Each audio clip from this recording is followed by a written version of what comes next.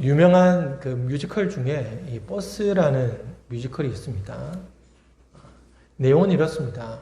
스위스 깊은 산골에 사는 사람들을 이제 버스에 실어서 운전하시는 분이 있었는데, 이 버스가 운행을 하다가 그만 브레이크가 고장이 나게 됩니다.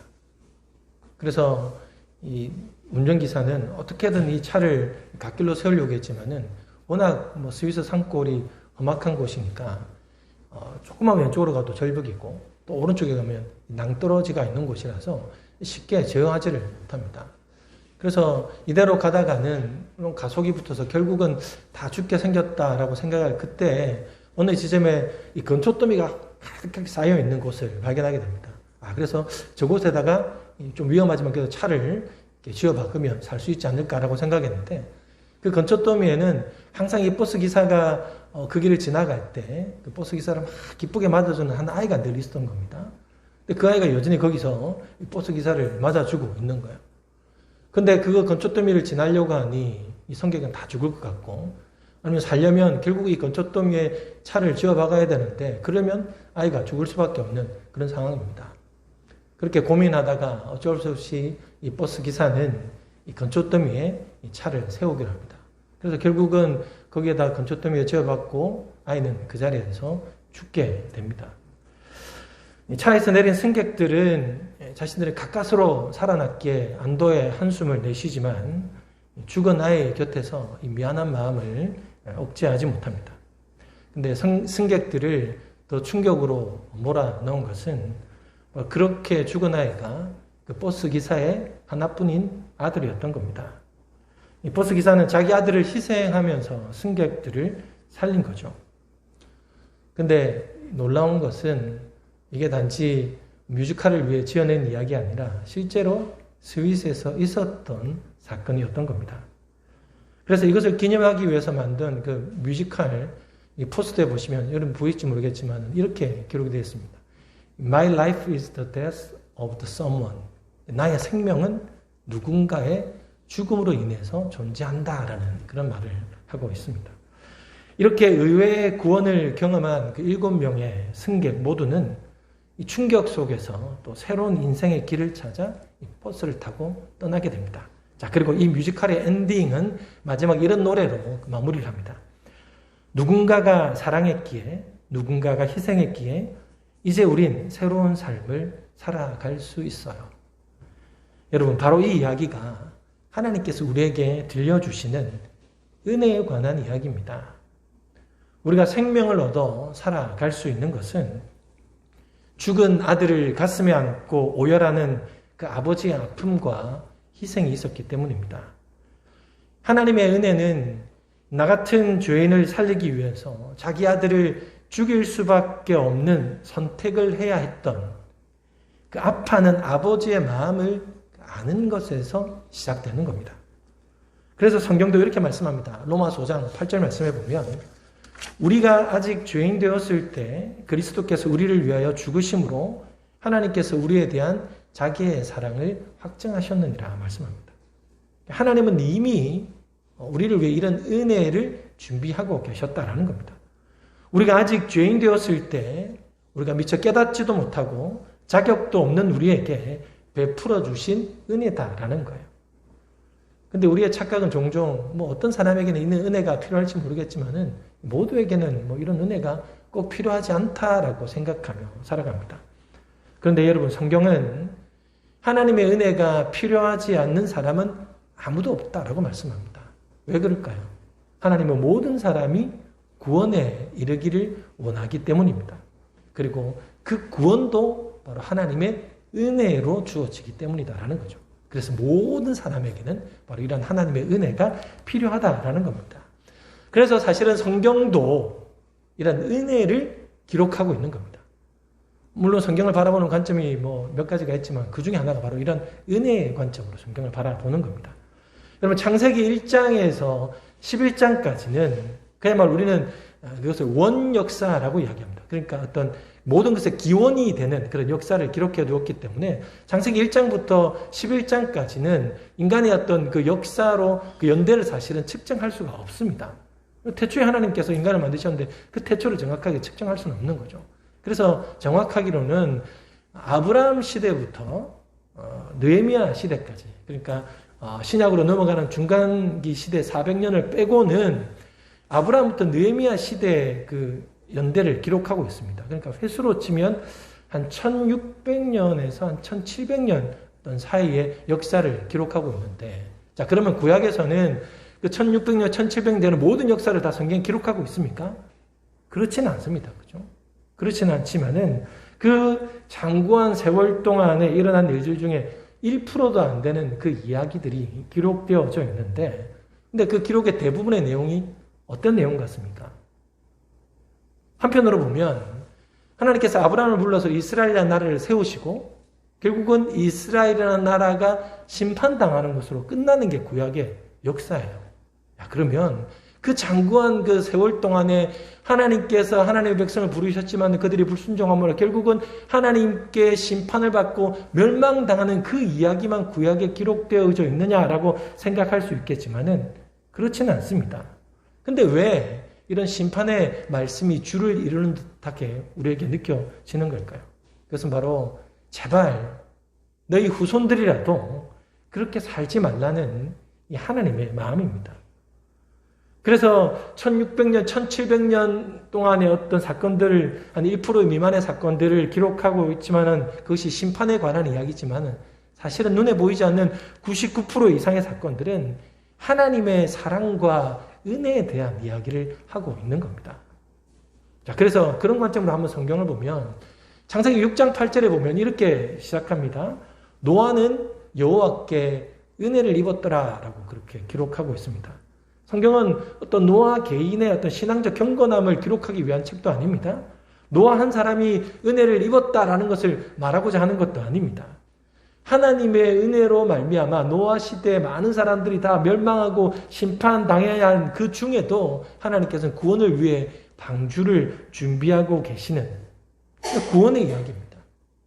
바로 하나님의 구원의 은혜를 말하고 있는 거죠. 근데 그 구원의 은혜를 누가 누립니까? 하나님의 말씀을 믿고 순종하는 자들이 누리더라라는 겁니다. 그래서 창세기에 나오는 아브라함, 이삭과 야곱, 요셉의 이야기는 어떤 그들의 신앙적 위대함을 기록한 것이 아닙니다. 그들이 부족함 가운데서도 믿음을 이어올 수 있었던 그 하나님의 인도하심과 하나님의 은혜를 기록하고 있는 거예요. 자, 그래서 나중에 이스라엘 백성들이 광야 생활을 할 때 하나님께서 민수기에 보면 이런 말씀을 그들에게 주십니다. 여호와는 네게 복을 주시고 너를 지키시기를 원하며 여호와는 그의 얼굴을 네게 비추사 은혜 베푸시기를 원하며 여호와는 그 얼굴을 네게로 향하여 두사 평강 주시기를 원하노라.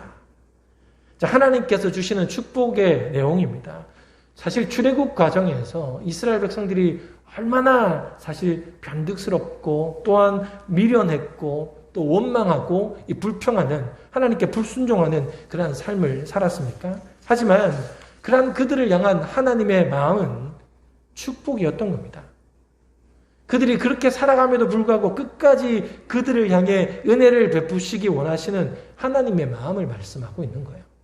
그래서 이스라엘 백성들이 포로로 잡혀가서 돌아올 그 시기에 하나님께서 에스겔을 통해서 이렇게 말씀합니다.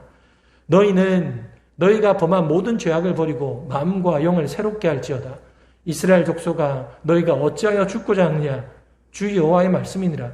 죽을 자가 죽는 것도 내가 기뻐하지 아니하노니 너희는 스스로 돌이키고 살지니라. 이렇게 말씀하셨습니다. 심판은 하나님의 본심이 아닙니다.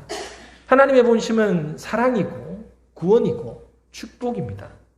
그래서 성경은 계속된 이스라엘의 심판을 보면서 우리 모두에게도 심판이 있다라는 것을 알고 하나님께 돌이키는 삶을 살아가라라고 하는 하나님의 사랑의 메시지인 겁니다. 여전히 하나님은 그 메시지를 지금 우리에게도 전하고 있습니다. 그것이 우리에게 은혜가 아니겠습니까? 자, 그리고 결정적으로 그런 하나님의 은혜는 예수 그리스도를 통하여서 이 절정을 이루게 되는 겁니다. 죄인을 구원하시기 위해 인간이 해결할 수 없는 죄를 대속하시기 위해 예수님이 친히 죄물 되시려고 오셨습니다. 우리는 그런 하나님을 이 성육신이라고 하지 않습니까? 거룩하게 육신을 입으셨다라고 말하지 않습니까? 자, 요한복음 1장의 말씀을 한번 우리 같이 읽어보겠습니다. 시작. 말씀이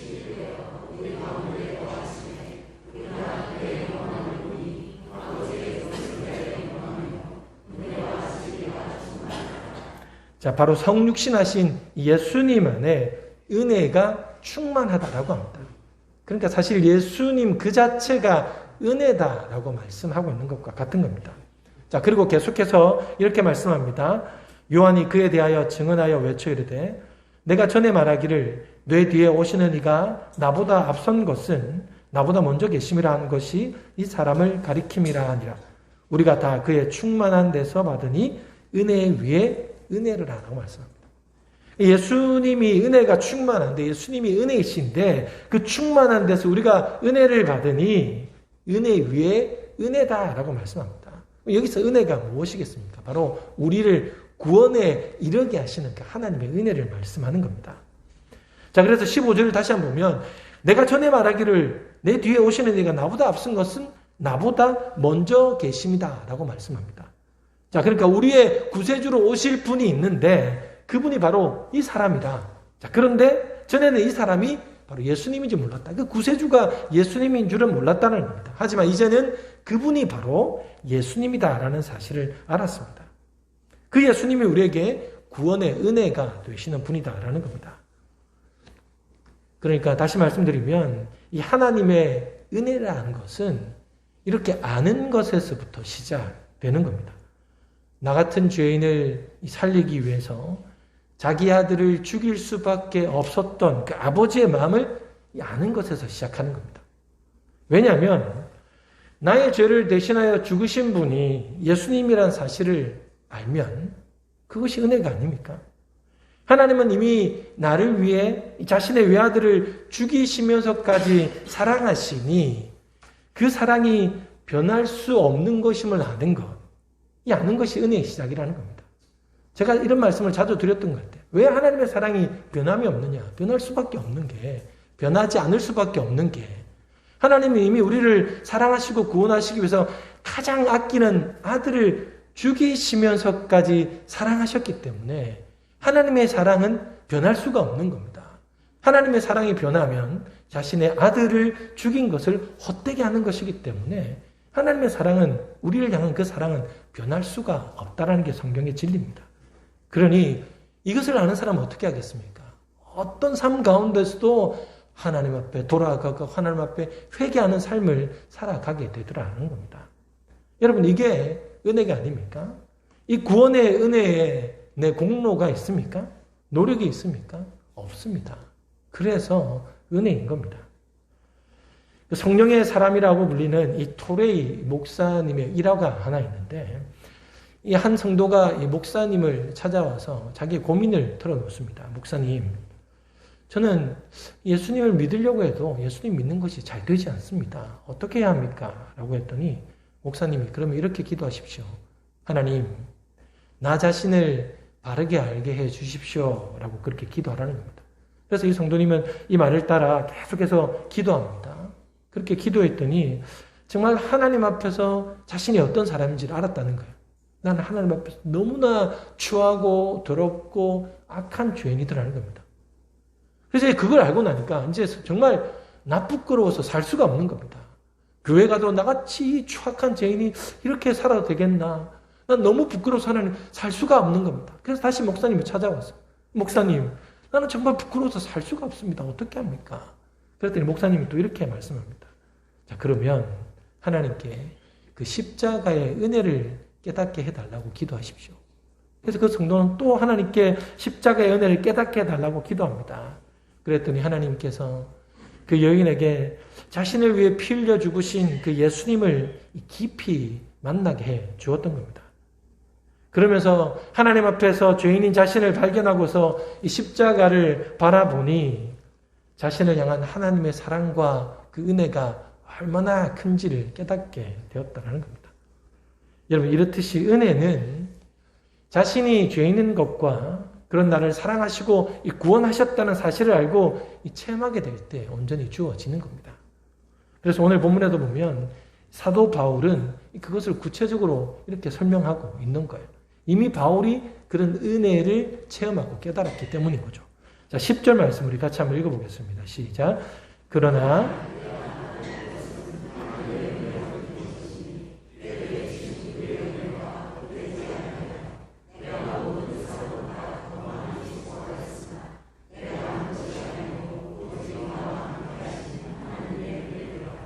자, 이 말씀은 이런 표현입니다.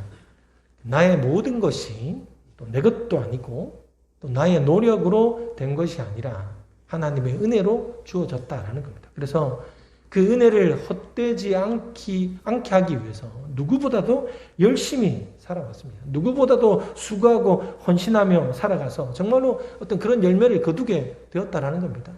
그런데 그것마저도 바로 하나님의 은혜로 된 것이다 라고 그렇게 고백하고 있습니다. 바울이 수많은 수고와 헌신과 희생을 하였지만은 자랑할 것이 없음은 다 이 모든 것도 하나님의 은혜이기 때문이었다라는 겁니다.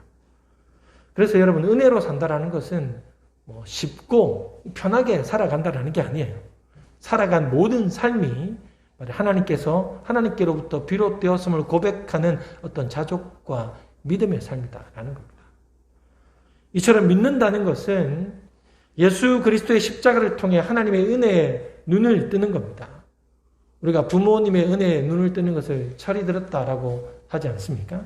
마찬가지로 하나님의 은혜에 눈이 뜨는 것을 바로 영적으로 이 철이 들었다라고 하는 거예요. 그러니까 신앙의 어떤 철이 든 사람, 성숙된 사람은 바로 이런 하나님의 은혜를 알고 살아가는 사람인 겁니다. 여러분, 이 은혜 앞에 무엇을 자랑하고 이 은혜 앞에 어떤 고난이 우리를 삼킬 수 있겠습니까? 그럴 수 없다라는 겁니다. 그리고 이 은혜는 하나님께서 한 번 주시는 것으로 끝내는 것이 아니다라고 말씀합니다. 계속해서 그 은혜를 주신다라고 말씀하고 있습니다. 이 단기적인 은혜가 아니라 지속적이고 영원한 은혜를 주실 것이다라고 말씀합니다. 그런데 우리는 어떻습니까?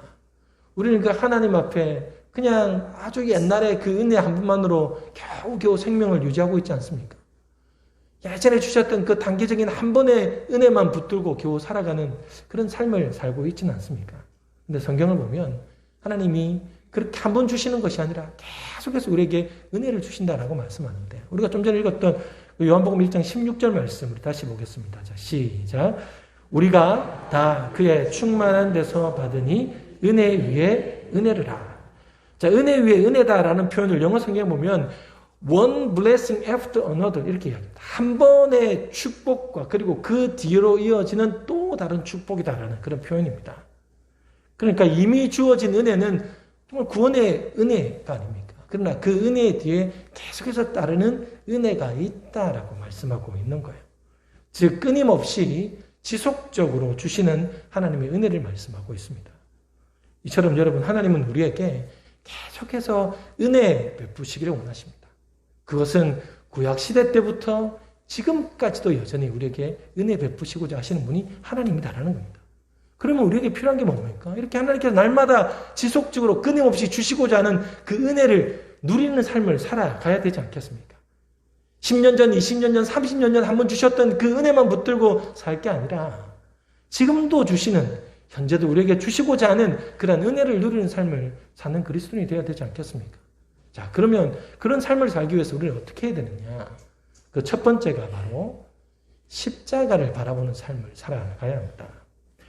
제가 계속해서 서두에서도 강조했지만은 은혜라는 것은 아는 것에서 시작하는 겁니다.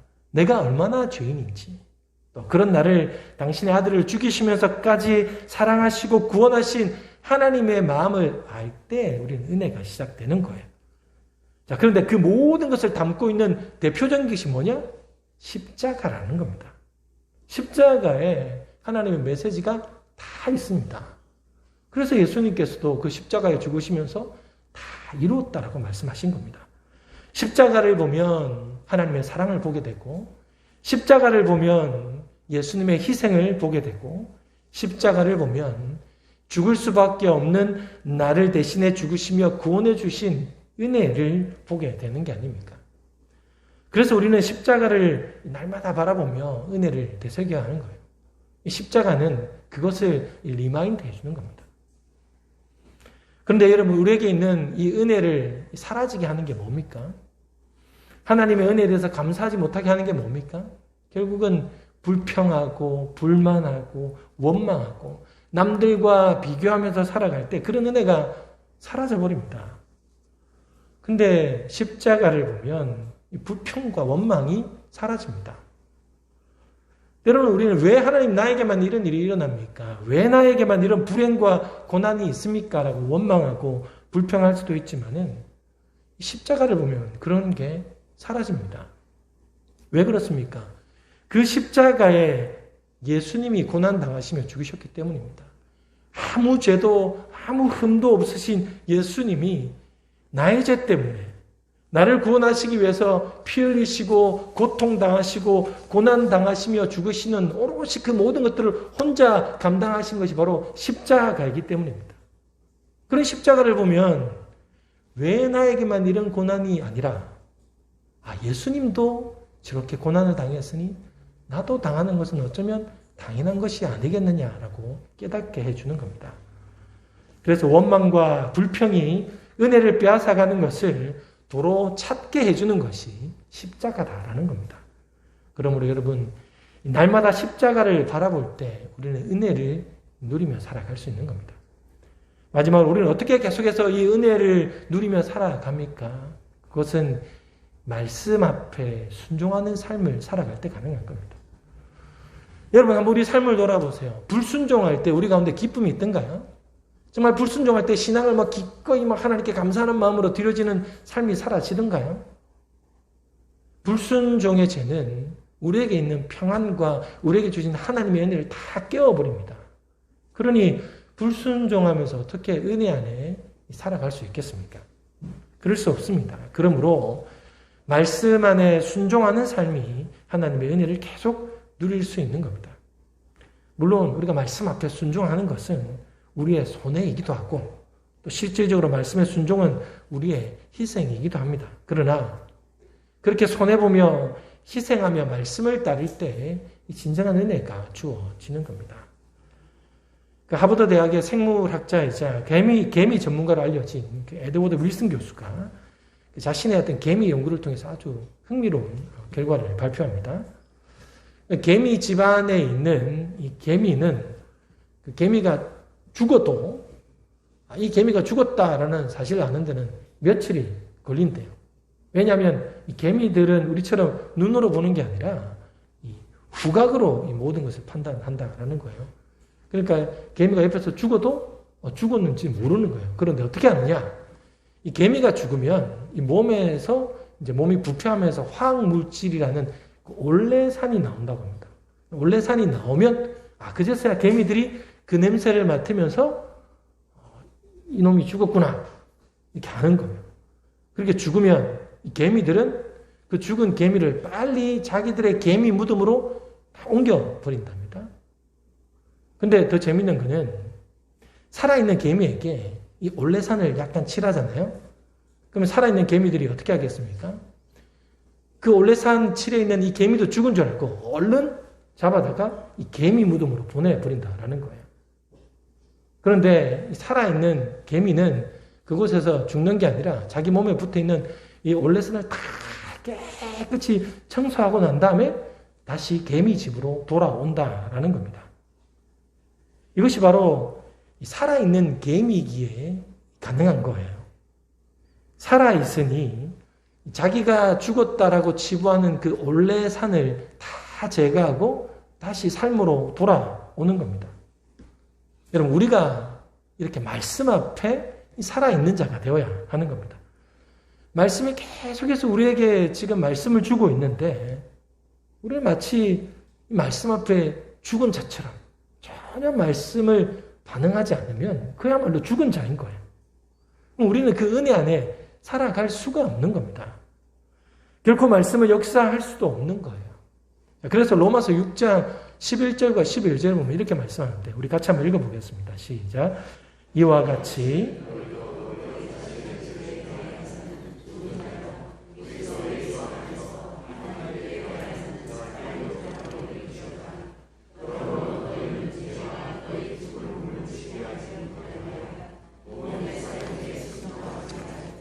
자, 여러분, 이 죄에 대하여는 죽은 자처럼 반응하지 말라는 겁니다.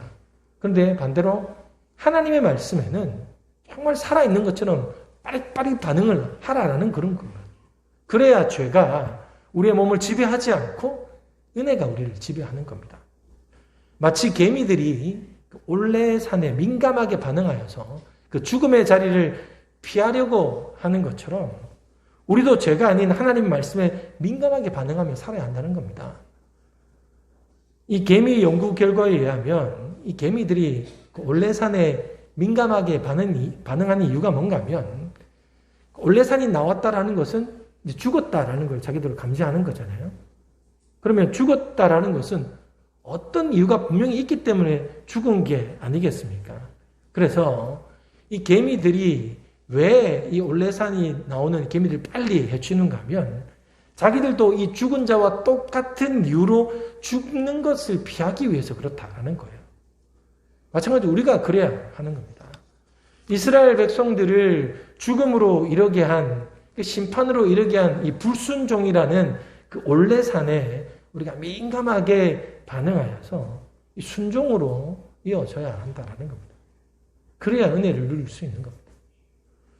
우리 가운데는 여전히 은혜와는 거리가 있는 삶을 살아가시는 분들도 있을 겁니다. 그러니까 나는 아직 은혜가 뭔지도 모르겠고 하나님의 은혜로 살아가는 것 같지도 않다라고 생각하실 수 있습니다. 그러신 분들은 다시 한 번 더 이 십자가를 묵상하시기 바랍니다. 주시는 말씀 앞에 민감하게 한번 순종해 보시기 바랍니다.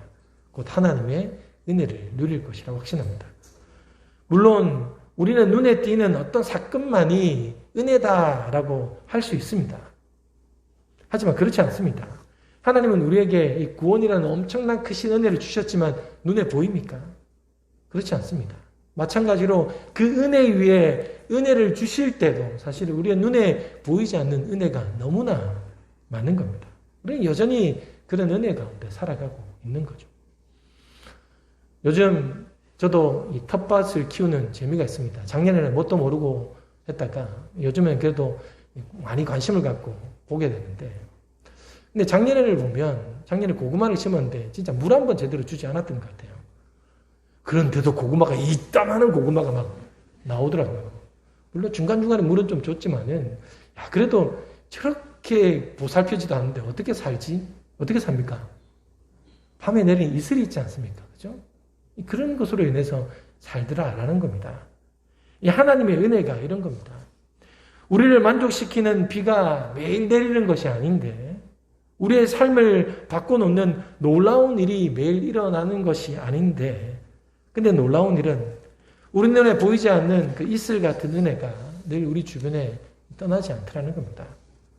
우리가 불평하고 원망하고 답답해하는 순간에도 나도 모르는 사이에 이슬과 같은 그 은혜가 우리를 촉촉하게 적셔 주더라는 겁니다.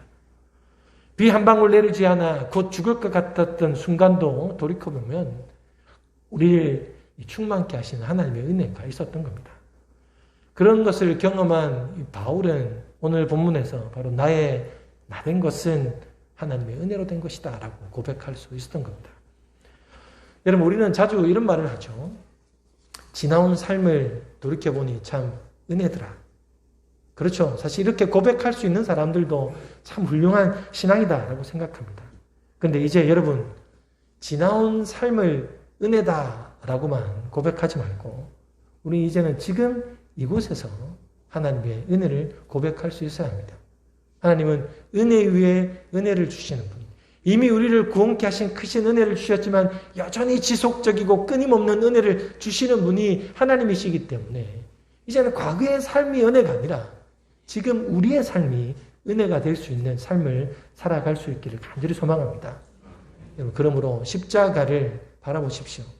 그리고 말씀에 민감하게 순종하시기를 간절히 부탁드립니다.